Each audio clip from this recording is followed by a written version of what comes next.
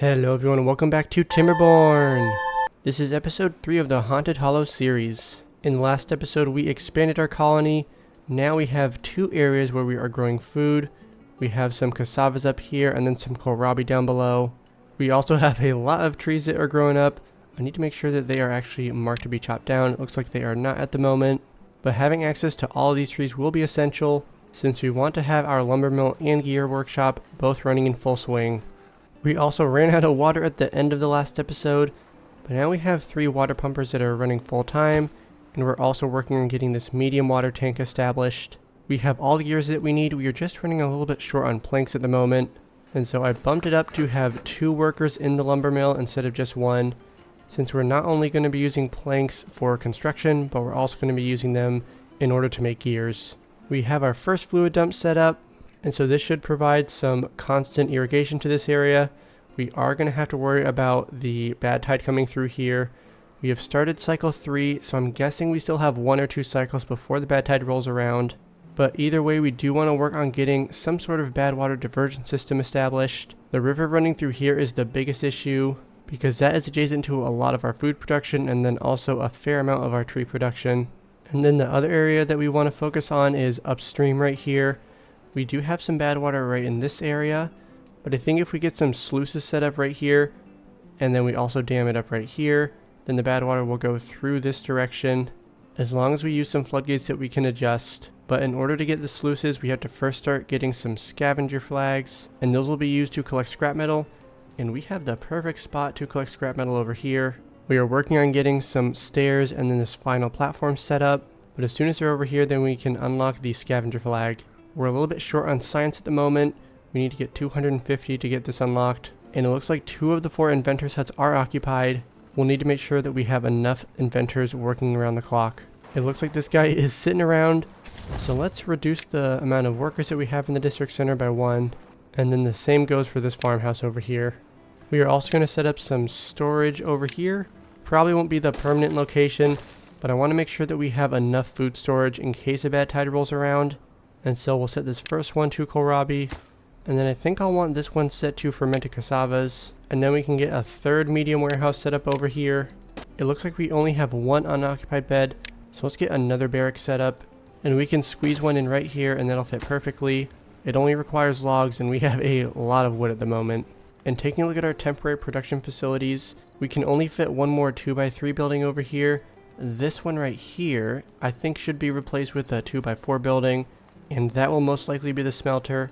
So what I'm going to do is establish another lumber mill right here, and since we are running a bit short on planks, this will be perfect. We can double up on plank production for a while, make sure we have a good amount stored up, and then when we have all the resources and the science, then we can place a smelter right here and then remove this lumber mill. And we are starting to have a lot of cassavas grow up, so they're all ready for the picking.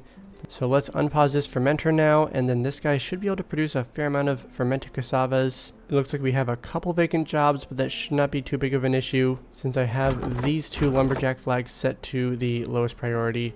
Since we're doing pretty good on wood at the moment, it looks like we finished our first medium water tank, so we can store a lot of water in here.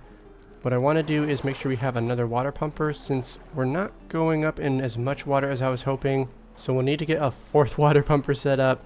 That way they can start filling this up. And in the meantime, we can get another storage over here. And we finished constructing all the stairs over here. We have 350 science. So now we can unlock the scavenger flag. We'll get the first one placed down here. And then we can place a second one. We can lower it on the priority list a little bit. But overall, we are running a little bit short on beavers. You can see we have 4 vacant jobs. And there are a lot of things that I want to have the beavers work on. So let's place down a 6th breeding pod. In fact, we can get a second one placed down as well.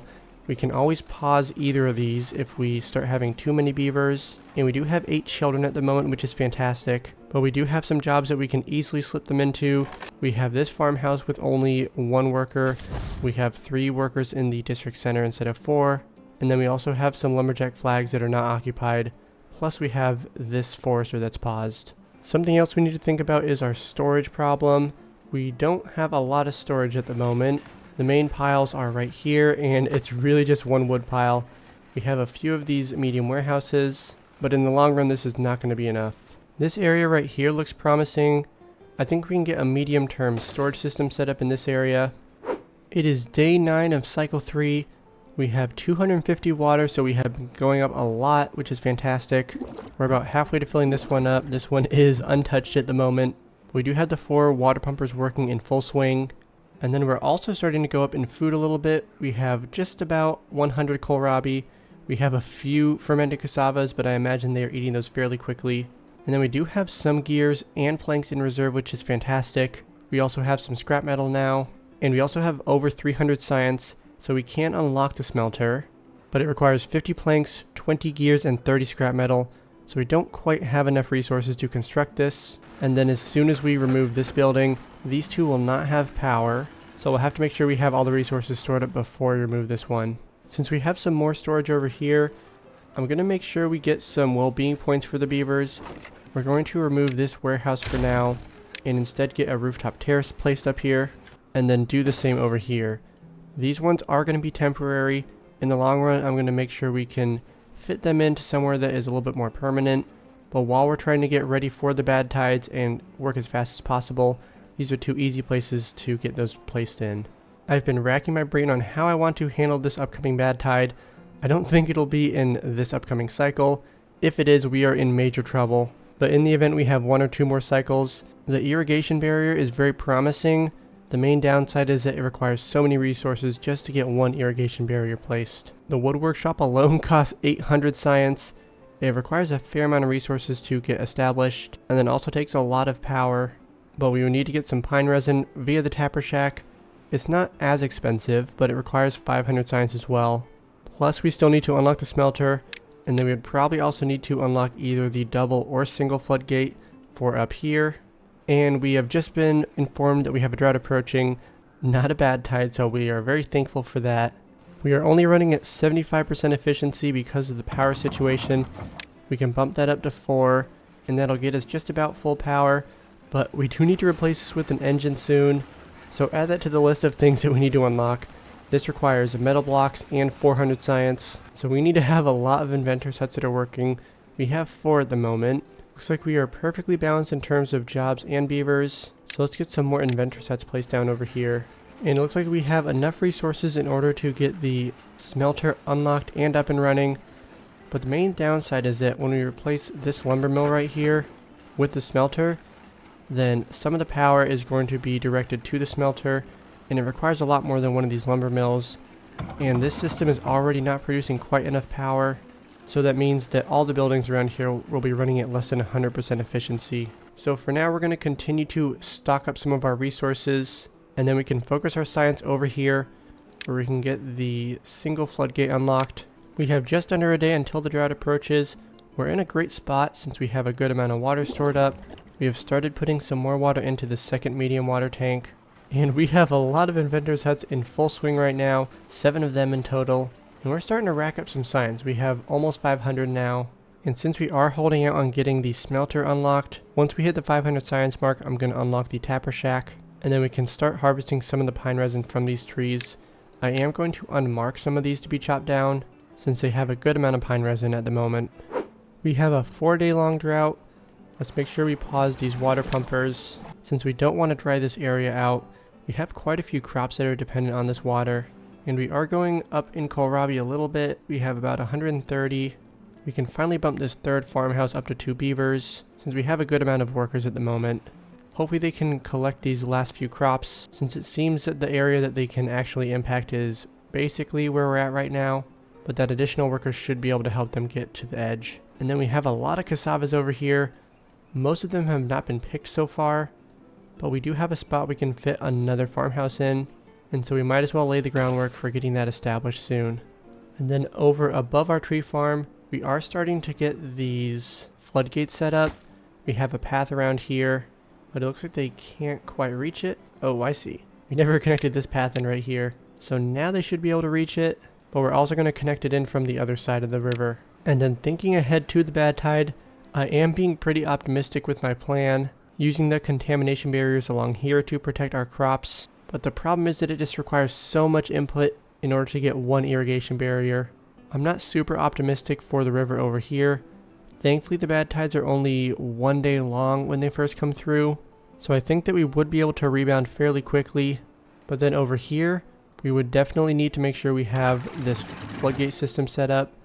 And then even if we don't have the sluices established, we will need to remove all these blockages and then let the bad water rush in this direction instead of running through our tree farm over here. And in the event we didn't have any sluices unlocked and we had all of these raised, we would basically be cutting off our water supply from right here, since we would not be able to lower this until we have the sluices that prevent the bad water from running down and into our tree farm over here. So we just passed the 300 science mark. We're going to actually get the smelter unlocked now, but we're going to have it placed over here, and then we're going to get a second power station set up. It requires 4 beavers, but this is going to be temporary. Once we can eventually get the engine unlocked, we will use that to replace the power wheel over here, and then the power wheel in this area. But it just doesn't make sense to replace this lumber mill with a smelter based on all the reasons I mentioned earlier. We can also get a couple small piles set up right here, and then we'll have these set to scrap metal since it requires only 4 logs to construct those. And then it'll also be a little bit more efficient instead of having the scavenger flag walk all the way down here and then store some scrap metal and then bring it all the way back up for the smelter to use. Instead, they'll be able to drop it off right here, and then the smelter can go ahead and easily grab that. And then we can get a couple other small piles for metal blocks. And we finished setting up the tapper shack, so now this guy can collect some pine resin from the trees over here. In fact, we're going to unmark all these trees to be chopped down, since we have a good amount of the oak that are starting to grow up. And these are much more efficient in terms of the wood that they produce. But if we start running low on wood and we have all of these that are grown up, then we can start chopping down some of these trees. And we also have a lot of wood over here. All these trees are grown up, so I don't think we'll have a wood issue in the near future. And so I have to bump these up on the priority list since I placed these down after we had all these placed. So the beavers are naturally going to construct the stuff that was placed down first, even though it'd be much more efficient to construct these ones first in terms of the distance in order to get over here. As you can see, it's red on this part of the path when you go all the way back through here. But if you go this way, it is much more green and yellow. We successfully made it through the drought. We have 68 water left, so we didn't completely run out, but we are running a little bit low. So we can unpause all these water pumps, and then we can also get a 5th one established. And then I'll have 2 more water storages set up. We are going to lower these on the priority list, since we have yet to fill up even these 2. And if we look around, you can see we have a lot of things we want to construct. All the scrap metal and metal facilities over here. I just placed down a couple more houses, plus another breeding pod, and then we have these water storage tanks, plus the remainder of this levee system over here. And all of that is being constructed by these 4 builders right here, so getting a builder's hut would not be a bad idea. Only downside is that it dips into our science just a little bit. It looks like that 5th water pumper is helping tremendously. We're already up to almost 250 water after just 1 day into the new cycle, and with it being day 3 of cycle 4, I'm guessing the next event that occurs will be a bad tide, but right now we just are not ready for it. We don't even have the smelter constructed, and then getting the wood workshop would also require a lot of science, plus some more resources. And then we also need to unlock the sluice, which is another 400 science. And then getting the engine is not a necessity, but it would help dramatically in terms of how many workers we have, and then also just the general efficiencies of this production facility plus these ones over here. On the bright side, we did finish constructing the floodgates over here, so the water, I think it should be backing up, although nope, it's just being completely diverted. That's a no-no. So I guess that is good in terms of the bad water. If a bad tide rolls around, we can just leave this closed, but for now we do need to remove these 2, and we don't really need to have a whole lot of flow going through here since it will just pile up in this area and then eventually get combined with the water going through here. But unfortunately, it does mean that all of these levees will eventually need to be removed and replaced with double floodgates. I probably should have looked a little bit upstream to see what happens, but that's an error on my part. And so now we can place a single floodgate. Eventually I will replace this with the double one, but we don't have any extra science to spare, so we're going to save the unlocking of the double floodgate for down the road. So with that new piece of information, we don't need to have the sluice unlocked. We don't need to worry about removing these barriers, so that does free us up a little bit. And so now we don't even really need to focus on getting the smelter constructed. We really just need to focus on getting the wood workshop unlocked. And so we're about 200 science short, but as soon as we get that science, we can unlock this and then have it start being constructed over here. And that is where we are going to wrap up today's episode. We made some good progress, even with some of my miscalculations. We didn't really need to unlock the smelter, but we have it unlocked and we're almost done constructing it, so we'll let them finish that.